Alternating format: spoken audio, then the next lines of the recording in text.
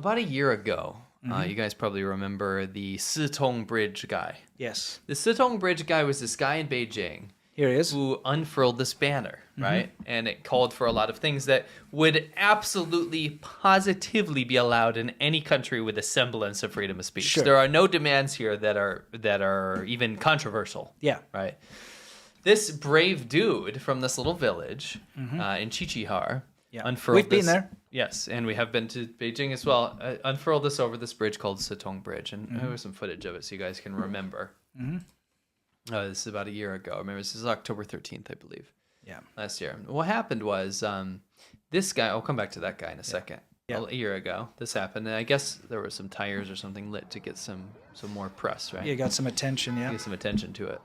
And he unfurled this, and it was against, the leader of China and the COVID restrictions, right? Yeah, because everyone was still locked down and there was all those Freaking out. tests every day. So it said Yao Zifan, Yao Zi. So it said we want food, we want the ability to be free, and we want to be able to vote. Those are the demands, right? Students, workers, and the people strike the Xi Jinping. Strike down Xi Jinping. Yeah, which just means like let him step down. Or Yeah. Doesn't mean like actually strike. No, not like that. A strike. Not like that. So immediately authorities rushed to take down the banner, right? And they obviously arrested him immediately. He's gone, Yeah. right? That was an easy sacrifice. Like, when I say easy, I mean it was easy to know what was going to happen to him. This guy will never be seen again, right? In China, this is like probably the worst thing you could do. Yes. Right? So it's like trying to steal a propaganda banner from North Korea. Yes, except worse, because this is to the public, right? This is showing the public action that they should be taking. Yes. Right? Now, here's the deal. I'll get it back to A year that. later now, this guy in the Netherlands, which, we had his photo up there, right? He wanted to know what, at least get as close as possible to what happened. What was the closest possible truth that we could So wait, find? this guy? Lin Shengjiang, yeah, right. So this is a Lin dissident Shengjiang. in the Netherlands, right? Yeah, Lin Shengjiang, he was like, how can we get closer to this? How right? can we find out what happened How to can we him? find out what happened to him? And in that process, he was able to find where this guy was from, what village he was from, which is a very small village outside of Qiqihar, like I said, in Heilongjiang province, way up in the north. It's apparently like a little Mongolian autonomous area within China. And figure out that he has family. Right? So what happened was... I guess the China human rights in China. I guess VOA, Voice of America, but the Chinese language version. They sent some people up to this village, right? Right. And what happened was very interesting. So about a year later, after he's disappeared, after he's unfurled this banner, right? They go there and they look for his daughter and his wife, right? Turns out. They are under arrest. They're under house arrest and surveillance all the time. Not like here and there check in. Yeah. They have a permanent police staff, secret police staff, around the village to make sure nobody comes and looks for them. So this guy unfurls a banner, and the kid and the wife are basically disappeared from a public eye and made sure that they're the entire village, supervision. not just the people, the entire village. This is what happens when they showed up to the village. Okay. Okay. And they sent some people to go figure out what's going on. Just show that. I want to show the guys. Okay, the pictures. So it was obviously they were called to action real quick to the plainclothes police. Yeah, we've had this happen to us as well, where they just turn up immediately. Like, as you know, you shouldn't be in certain areas in China if if they don't want people there. Yes. They'll be right there. Yeah. Yeah.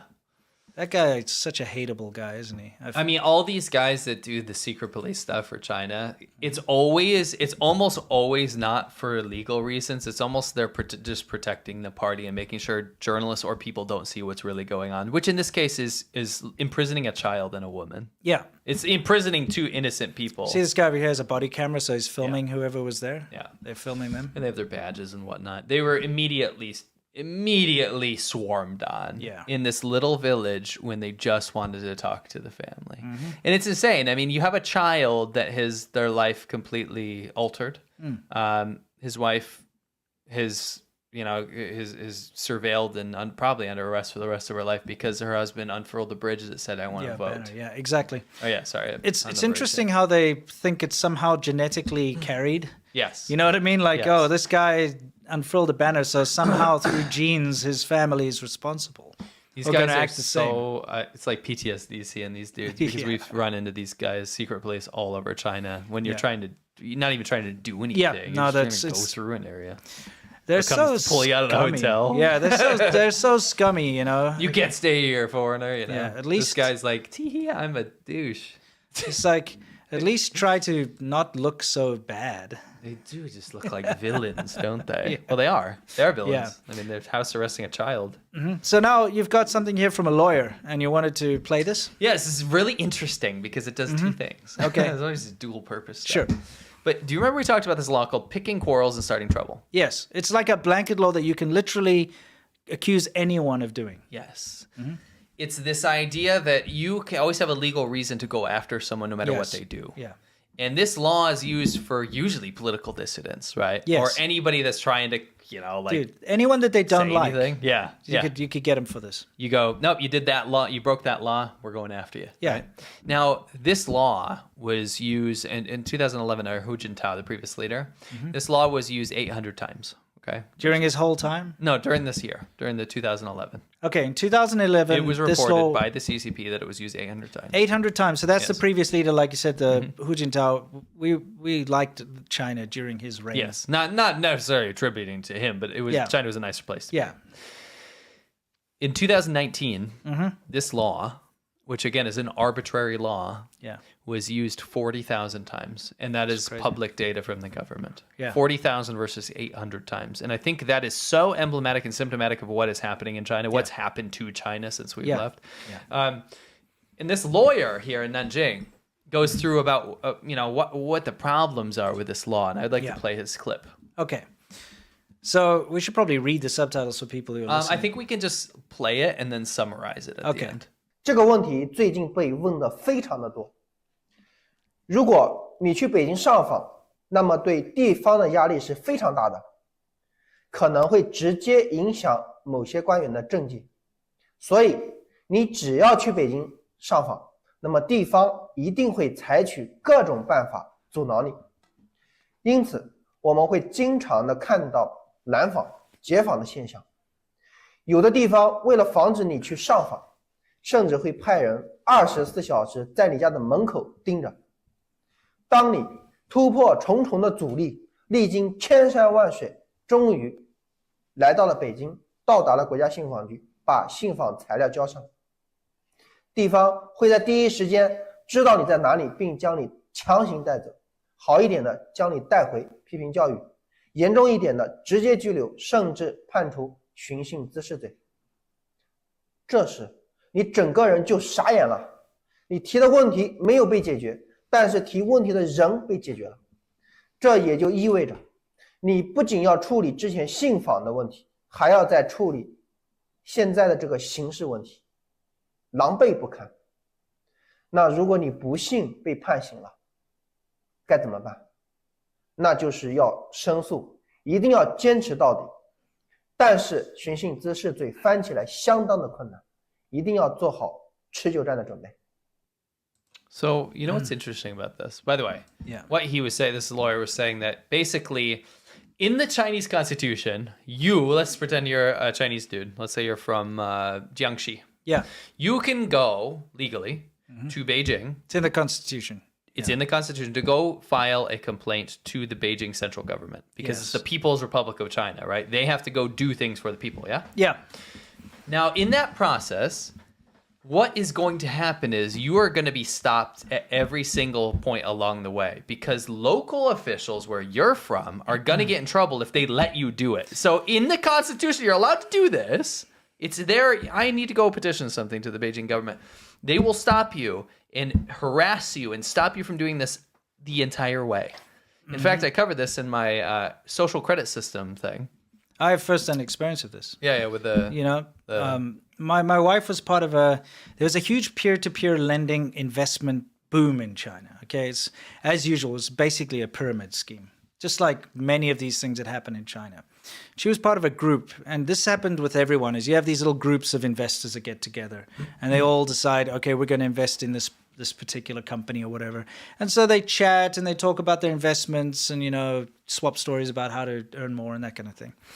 Anyway, when the government cracked down on peer-to-peer lending, the company that they had all invested in this group stole the money and ran away. Okay? So, of course, everybody had invested huge amounts of money, life savings, okay, or at least huge amounts, my wife included, invested a lot of money, and it was gone. So the group decided, like some of the more, I guess you could say the more sort of like militant members, it's the wrong word, but you know what I mean, the kind of more go-getter members, I should say, decided that they were going to go to Beijing to petition to get the government to figure this out, to refund them. Because for some reason, all Chinese people have in the back of their mind that if they lose money to a scammer or something, they can always go to the government and they'll sort it out. Because they've been told their whole life the government's got their back. It's not true. So some of the members of that group all of a sudden started to get visits. One of the guy's bosses got a visit from the local police to tell the boss to warn him not to go. If he goes, he's going to lose his job. That's how they stopped the one guy. Another one, the police came to his door and made him sign a letter to promise that he wouldn't go to Beijing. So he can't petition against the crime that's happening. Yes. So that was like multiple of them, different sneaky ways like that to stop them from going to Beijing. So it's exactly what you said. When I did the expose about the government document I found of Rongjiang, this city in Shandong, about how the social credit system works, because this is the model city to test it out on. Yeah. One of the things that actually makes you lose social credit is if you go to Beijing to petition. Yeah. So in the law, you are losing points on your social credit if you go to petition your grievances to the central government. Yes. How insane is that? And It's pathetic. this lawyer says, listen, you can go do that, and then you might even get charged with a law. They might actually arrest you and detain you for this. If you actually make it there. He says, like, they're going to stop you and do everything. But even if you do make it there, then they're going to probably charge you with this law. Yes. Now, the crazy thing about this is that some clever people said, well, wait a minute, why is this out there? Like, why is this video out there telling people how bad the Chinese government is, right? Mm-hmm. This guy, turns out, is, I believe, to be in the CPPCC. Oh, wait, I've got something for that. Let me just dig it around here. You're talking about... CPPCC. Which is the people's consultative branch of the government. Basically, the people that are not in the government, but guide the government to make decisions, right? Sure. So what this does is, even if this guy's genuine and he's actually saying this is an issue, right? Even if he is trying to petition the government, be like, this is a bad law, right? Yeah. There's something broken here. The reason that this video is allowed to proliferate is quite complex, because people will say, wait a minute, why wouldn't they censor such an egregious violation of human rights, right? You can't even use the Chinese Constitution to go do something. No, this is not meant for you Westerners or like English speakers to see. This is on purpose. It's a warning. They want Chinese people to watch this, because what this does is create the ultimate apathy. Yeah. Because they say, wait a minute, I can't petition Beijing. There's no point in bringing my grievances. Yeah, it's a warning. It's literally like, if you do get there, then you will get charged, and they will probably have to fight it for the rest of your life. What this is called is dual purpose. It's dual purpose propaganda, but also at the same time, it's called what is it called? A warning under the guise of critique. Yes. Because you might think this is a critique of the Chinese law, but the Chinese people don't care, because you don't change the law. You can't change it, right? Yeah. So it does have two purposes. This guy could be as genuine as hell. Yes. But it doesn't matter, because what it did is just prevent lots and lots of people from ever petitioning the Chinese government. Yeah, for even thinking about petitioning it. Yeah. Yeah. It's pretty insane. It's a sad state of affairs, man. It's a sad state of affairs. Yeah. And that stupid arbitrary law is the worst thing ever, because they can charge you. If you're wearing a green T-shirt on a day, they could be like, that caused like provoking trouble because green is offensive to someone. Doesn't matter what. They can do whatever. They can use it for anything. So it's the best law that ever happened at the CCP. Yeah. It's kind of like that national security law they put in Hong Kong. Yes. Same thing. Yes. So this guy's just painting the pig black so he can sell it for a lot more at market. Let's move on to some more hammy humor. Okay. Wow, Wow, they're going for it, aren't they? Some of his clothes were thrown out the window. A lot of them were cut up. Some of them were burned. She was too crazy. She lunged at him with a knife. She was in this jealous rage. If you don't go home now, I'm going to walk out into traffic and kill myself.